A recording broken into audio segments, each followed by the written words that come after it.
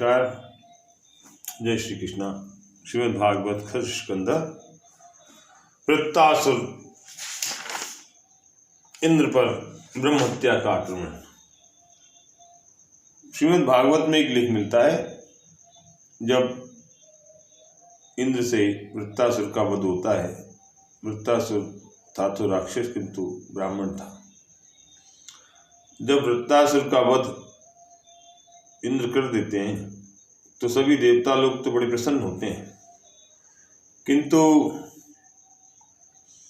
इंद्र के मन में कोई प्रसन्नता नहीं थी। प्रसन्नता इसलिए नहीं थी क्योंकि वो ब्रह्म हत्या इंद्र का पीछा करने लगी। और ब्रह्म हत्या का स्वरूप कैसा है?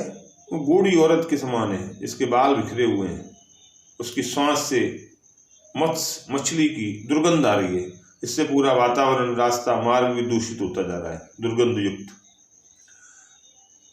उसके हाथ पैर कप रहे हैं, हड्डियां निकली हुई हैं, बाल फकेरे हुए हैं, और ठहर जा ऐसे कहते हुए वो भाग रही है।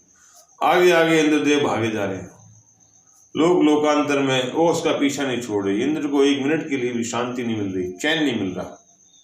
तब इंद्र परेशान होके पूर्वोत्तर में मानसरोवर, वो पूर्वोत्तर में जो सरोवर है,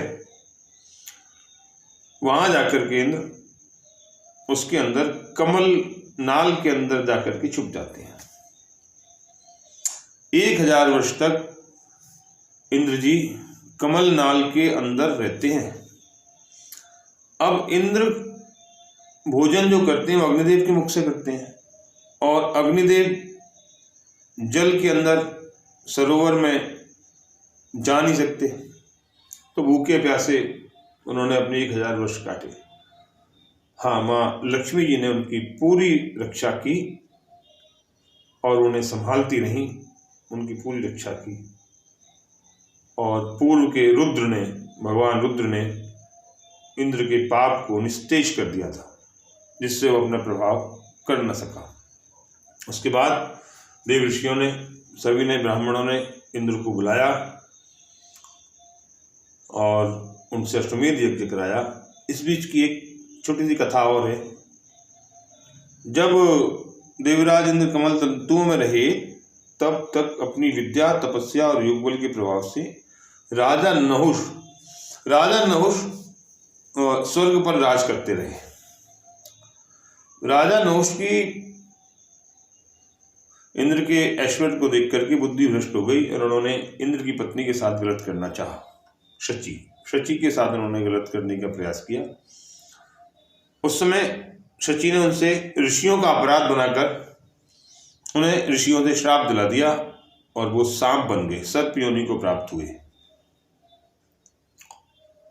उसके बाद जब ब्राह्मणों ने इंद्र को बुला करके उनका अश्वमेध यज्ञ कराया, उन्हें यज्ञ दीक्षा दी, तो वह पुनः पूजनीय हो गए, और अश्वमेध यज्ञ के प्रभाव से वो समस्त पापों से मुक्त हो गए और पूजनीय हो गए।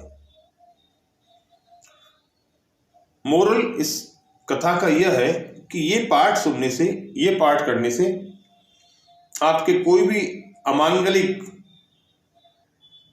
विचार या कोई ऐसी चीज जैसे ब्रह्म हत्या जैसी भी कोई हत्या आपके पीछे लगी हुई है, कोई श्राप आपके पीछे लगा हुआ है, इसका पाठ करने से वो समस्त श्राप नष्ट हो जाते हैं, खत्म हो जाते हैं। ये भगवान नारायण का प्रभाव है, भगवान विष्णु का प्रभाव है।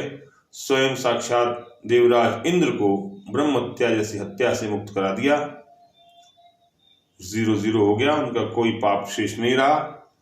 और जो भी इस कथा को किसी पर्व के अवसर पर सुनता है या सुनाता है, आयु क्षीण होने पर उसे पूर्ण आयु प्राप्त होती है, स्वास्थ्य लाभ मिलता है, धन लाभ होता है और यश लाभ होता है। यह इस कथा का प्रारंभ, यह इस कथा का सत्य है। श्रीमद् भागवत कृत स्कंद वृत्तासुर वध और ब्रह्म हत्या। इसलिए इसे सुने, इसे पढ़ें, यही मेरी कामना है। भगवान नारायण की जय हो। राम राम, प्रणाम।